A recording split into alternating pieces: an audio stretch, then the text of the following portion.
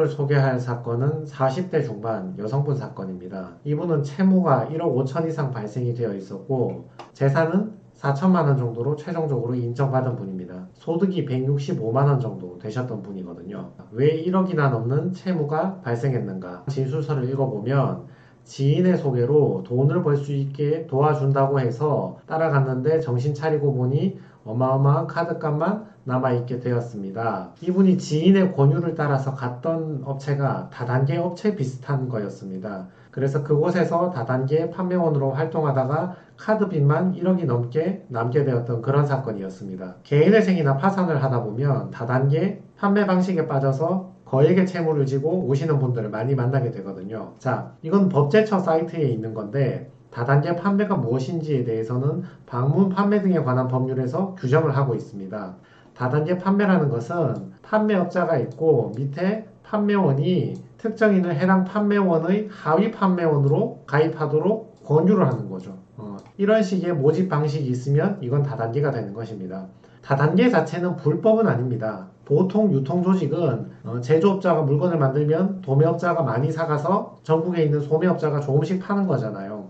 근데 다단계는 방금 보셨듯이 업자가 밑에 있는 판매원, 그 판매원이 다시 데리고 온 판매원, 이런 식으로 단계가 만들어진 게 다단계이고 이것은 방문 판매 등에 관한 법률에 근거를 두고 있기 때문에 그 자체는 불법이 아닌데 불법이 될 가능성이 높거든요. 왜냐하면 다단계 업체 중에 등록하지 않은 업체가 많이 있고요. 이렇게 세 번째 다단계에 가입했는데 물건을 팔기 위해서 자기가 먼저 일정 수량의 물건을 의무적으로 매입을 해서 그 다음에 요걸 팔아야 되는 거예요. 그래서 가입비 명목으로 10,000원 이상을 요구하거나 판매원 가입 조건으로 50,000원 이상의 물건을 구입해야 하는 경우 판매원에게 30,000원 이상의 판매 보조 물품을 구매하도록 의무를 부과하는 경우에는 이게 불법이 될 가능성이 있거든요. 정상적이고 좋은 다단계 판매업도 굉장히 많이 있는데 다단계 판매 때문에 빚을 져서 오는 경우는 어떤 경우냐면 이 밑에 있는 사람들이 자기가 감당할 수 없을 만큼 많은 물건을 의무적으로 매입하게 하는 거죠. 그리고 그걸 들고 가서 팔게 하는 거예요. 이 위에 사람은 문제가 없죠.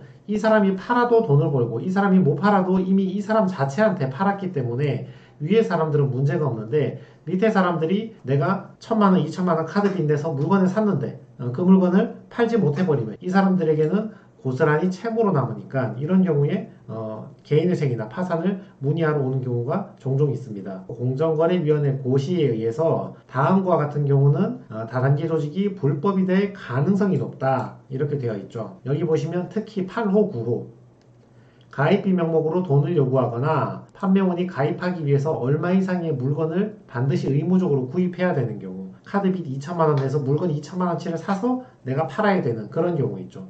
이런 경우에 빚을 져서 채무 탕감을 받으러 오시는 분들이 많이 계십니다. 자, 다단계 채무의 유형은 방금 말씀드렸듯이 물건을 내가 의무적으로 얼마를 매입해서 팔아야 되는데 카드빚 내서 사긴 샀는데 못 팔았던 경우 이런 경우에 채무가 발생하는 경우가 많이 있죠. 주의할 것은 그 다단계 사기 조직 같은 경우는 부동산을 이런 식으로 많이 팔죠. 특히 기획부동산.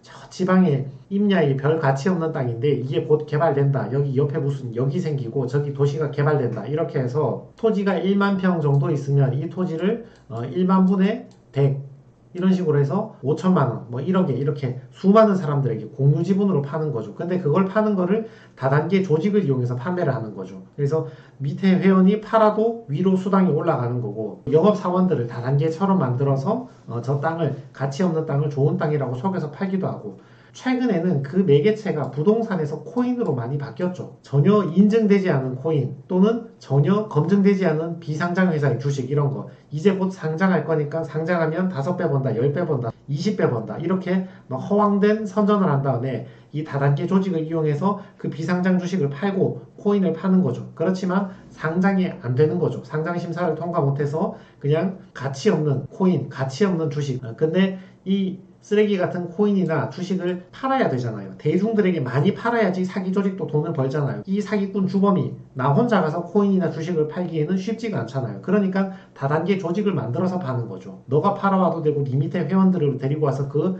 회원들이 팔기에도 되고 그러면 그 밑에 회원은 다시 자기 밑에 회원들을 데리고 와서 니네가 좀 팔아라 이렇게 해서 저런 식으로 코인이나 비상장 주식을 팔아가지고 그 돈이 이 사기 조직에, 다단계 조직에 들어오게 되는 거죠. 그래서 생필품이나 물건 같은 경우는 내가 물건을 강제로 의무적으로 매입해서 못 팔아가지고 그래서 빚이 생기는 경우가 많고, 코인이나 기획부동산이나 비상장 주식 이런 걸로 다단계 조직한테 당했을 때는 거의 대놓고 사기 수준인 경우가 많이 있죠. 실제로 주범들이 사기나 유사수신 이런 범행으로 구속되고 처벌되는 경우도 많이 있고요. 자, 그리고 오늘 채무자 같은 경우는 자기 주변에 있는 지인이나 가족들에게 변제했던 것들이 좀 있었거든요. 그래서 지인이나 가족들에게 변제한 게 왜 문제가 되는가? 채무자회생법 제595조 개인회생 기각사유 이렇게 되어 있죠. 기각사유 제6호 보시면 개인회생 절차에 의하는 것이 채권자 일반의 이익에 적합하지 아니할 때, 제7호를 보시면 개인회생을 신청하는 게 성실하지 아니할 때, 이렇게 두 가지를 기각사유로 규정하고 있습니다. 채권자 일반의 이익에 적합하지 아니한 때 그 대표적인 예가 특정 채권자에게만 편파 변제를 하거나 특정 채권자에게만 담보를 제공하는 행위, 이렇게 예시가 규정이 되어 있죠. 다만 그런 행위가 있다는 그 자체만으로 즉시 일반의 이익에 적합하지 않아서 기각한다고 할 것은 아니고 일단 부인권 행사를 먼저 고려해봐야 될 것이다. 그리고 제7호 채무자의 개인회생 신청이 성실하지 아니한 때, 그 대표적인 예시가 신청 직전에 친인척에게 과다하게 채무 변제를 한 경우, 이렇게 해서 친인척, 지인에게만 편파적으로 변제한 것이 개인회생 기각사유가 될 여지가 있음을 법원이 규정해 두었습니다. 편파 변제는 뭐가 문제가 되는가? 채권자 평등의 원칙에 위배되기 때문에 그렇습니다. 채무자가 돈을 여러 은행에서 빌렸잖아요. A 10명의 채권자가 있으면 돈을 갚을 거면 안분 배당해서 채권 금액에 비례해서 비슷한 금액으로 갚아줘야 되는데, 내가 가진 돈은 1,000만 원, 2천만 원 밖에 없는데 딱 채권자 한 명한테만 다 갚아버린 거야. 이런 식으로 채권자 평등의 원칙에 위배가 되니까 문제가 되는 것입니다. 법원은 이를 어떻게 처리하냐 하면 편파 변제가 된 금액을 청산가치에 반영시켜 버립니다. 자, 청산가치에 반영한다는 게 무슨 의미인가? 우리 개인회생에서는 청산가치 이상 변제를 해야 되거든요. 여러분이 개인회생을 하시면 3년 동안 36개월 동안 매월 한 번씩 36회를 변제를 해야 되는데, 그 금액의 합계가 청산가치보다 커야 됩니다. 그러면 청산가치가 커지면 변제금은 당연히 커지는 거죠. 얘보다 더 변제해야 되니까. 예를 들어서요, 지인에게만 5천만 원 편파 변제를 했습니다. 그러면 이것을 법원이 청산가치에 집어넣어 버리겠죠. 근데 변제금의 합계는 청산가치보다 커야 되니까 변제금은 최소 5천만 원 이상 변제를 해야 되니까 5천만 원을 36개월로 나누면 월 138만 원 이상 변제를 해야 되는데, 이게 큰 부담이 될 수 있는 거죠. 만약에 편파 변제가 없다면 어떤 사람이 월급이 150만 원이면 1인 생계비 120만 원을 제외하고 30만 원만 변제하면 되잖아요. 근데 편파 변제가 5천만 원 있으면 이 5천만 원이 청산가치에 들어오는데 이거 이상 변제를 해야 되니까 월 138만 원 이상 변제해야 되는 큰 부담이 생기죠. 근데 여기에 재판하다가 편파 변제 2천만 원이 더 발견이 된 거야. 그러면 5천 플러스 2천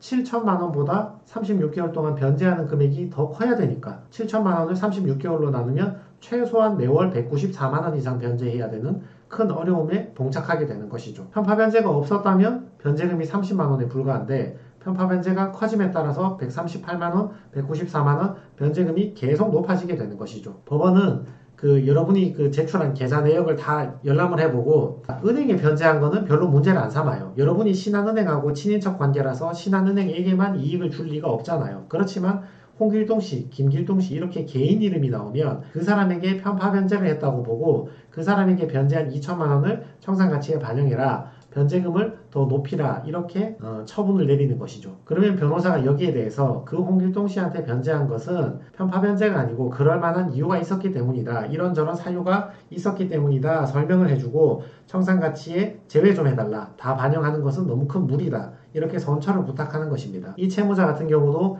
이모 씨에게 변제한 2천만 원에 대해서 청산가치에 반영하라고 보전 권고가 내려왔었는데 여기에 대해서 선처를 부탁한다고 제출을 했던 내역입니다. 그래서 이 사건 같은 경우는 지인한테 변제한 거는 청산가치에 포함 안 하는 걸로 제외가 됐는데, 이분이 가족한테 변제한 거, 그리고 자동차 가치, 이런 것들이 청산가치에 들어오게 됐거든요. 최종 청산가치가 4천만 원이 됐습니다. 법원하고 협의해서 일부는 반영하고 일부는 반영하지 않는 걸로 협의를 봤던 거죠. 그래서 이분의 청산가치가 대략 4천만 원이 나왔다. 이분은 급여가 165만 원인데 원래는 165만 원 빼기 1인 생계비 120만 원 하면 월 45만 원만 변제하면 되는데 청산 가치보다 변제를 더 해야 된다 그랬죠. 이분은 재산이 좀 있으셨기 때문에 변제금이 높아져서 월 76만 원, 60개월을 변제하는 이런 변제 계획안이 나왔습니다. 그래서 이분은 전체 채무액 1억 1,500만 원 중에 4,500만 원 정도 변제하게 됐죠. 자, 오늘 결론을 내려드리면 이 여성분 같은 경우는 왜 채무가 발생했는가? 다단계 조직에 들어가서 활동하다가 빚을 많이 지게 됐다. 다단계는 어떤 것인가? 무조건 불법은 아닌데 의무적으로 물건을 사야 하는 경우에는 불법이 될 가능성이 높고 또 물건을 넘어서 비상장 주식, 비상장 코인, 기획부동산 이런 것들이 매개체가 되면 사기 피해를 볼 가능성이 굉장히 높다. 그래서 그런 분들이 회생이나 파산으로 채무 탕감 받으러 오는 가능성이 높다. 그리고 지인이나 가족들한테만 편파 변제했을 경우에는 채권자 평등의 원칙에 위배가 되기 때문에 정당한 이유가 있다는 것을 설명을 해야 되고 그걸 법원에서 받아들이지 않을 경우에는 청산가치에 반영이 되니까 청산가치보다 변제를 더 해야 되니까 변제금이 높아지는 부작용이 나올 수 있다. 네, 그래서 다단계 조직에서 물건을 제대로 팔지 못해서 채무가 많이 발생하신 분들 그리고 비상장 코인, 비상장 주식, 기획부동산을 다단계 조직에 속아서 사서 투자 손실을 많이 봐서 채무가 많이 생기신 분들 그리고 주변 지인들에게 또는 가족들에게만 이체해준 내역이 있어서 편파 변제가 될 우려가 있는 분들에게 오늘 영상이 참고가 되었으면 좋겠습니다. 네, 이상입니다.